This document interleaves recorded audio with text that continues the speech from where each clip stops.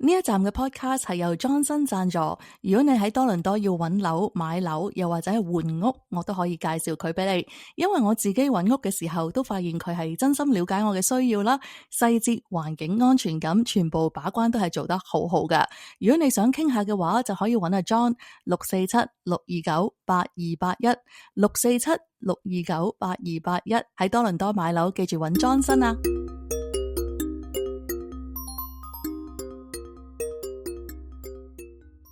呢一排加拿大嘅政壇同埋能源產業之間呢，出現咗一個表面上好似冇乜關係，但係兩樣嘢溝埋嘅時候呢，就係一個好大嘅警號嘅一件事。記者 Rachel Gilmore 佢揭發咗加拿大一個大型液化天然氣項目，本來就俾政府包裝成為一個原住民主導加拿大建國工程。但係其實原來背後真正主導嘅呢，就係美國德州嘅一間公司叫做 Western LNG。另外喺國會入面呢，都出現咗一個權力嘅重組，有保守黨議員選擇倒戈，直接投向 Mark Carney 嘅自由黨，而令到 Mark Carney 可能喺冇需要選舉嘅情況底下，逐步踏近大多數政府啦。順帶一提，點解呢一個 project 會咁重要？因為 LNG Liquefied Natural Gas 即係液化天然氣，其實佢可以喺攝氏-162度被冷卻之後，就由氣態變成液態，體積縮細至原本嘅1/6，咁樣咧就可以方便儲存、運輸同埋用大型嘅船隻規模去出口啦。咁所以 LNG 今次呢一個工程融資、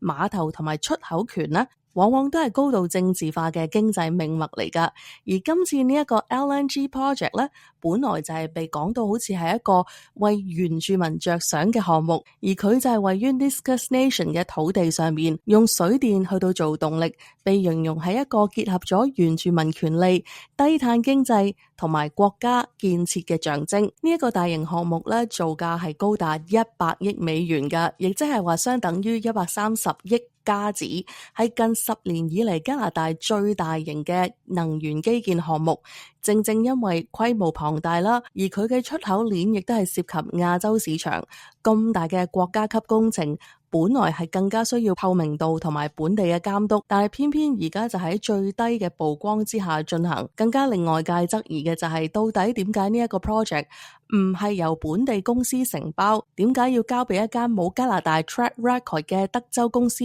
Western LNG 呢？我翻查過一啲資料呢，其實加拿大嘅本土有好多間具規模、具經驗、具工程能力嘅能源公司㗎，例如係 Pembina、Cedar LNG 合作夥伴、FortisBC、Enbridge 同埋 LNG Canada， 佢哋都有本地嘅技術團隊，全部都可以能夠承包到同類型嘅 LNG 工程啦、融資、技術，甚至乎係推行同原住民合作嘅模式㗎。亦即係話咧，加拿大並唔係冇能力去到做一個真正本土主導嘅 LNG project 㗎。咁究竟點解今次呢一個 LNG project 要交咗俾一間美國 Western LNG 呢？嗱，更加要值得一提嘅就係 Western LNG 嘅背後咧，其實佢哋嘅金主就係 Blackstone 同埋 Apollo 呢一啲美國嘅私募基金嚟嘅。Blackstone 嘅 CEO 咧就係 Steven Schwarzman， 佢就係特朗普最大嘅金主之一嚟㗎。而 Apollo 嘅創辦人就係 Leon Black， 佢就更加係因為多次向 Jeffrey Epstein 支付巨額金錢，所以捲入咗醜聞㗎。但係加拿大政府就係用原住民主導呢一種政治語言去到包裝，目的就係希望吸引更多嘅支持，減少阻力同埋避免審查。同一時間，佢哋都趁住呢一個時候咧，推出咗一個叫做 Bill C5， 而呢一個法案呢，就係令到大型能源項目可以更加容易過關，同埋更少批評同埋掣肘啦。Mark Carney 喺成為加拿大總理之前，喺 Brookfield Asset Management 嘅高層，持有超過1000萬美元嘅資產，包括股票同埋期權。而 Brookfield 本身呢，就係全球最大嘅基建、能源同埋資產管理公司，佢嘅投資版圖係遍佈美國同埋世界各地㗎。咁所以 Carney 上台之後，佢所推動嘅政策，我哋就見到往往都係對於大型能源啦同埋外資好有利，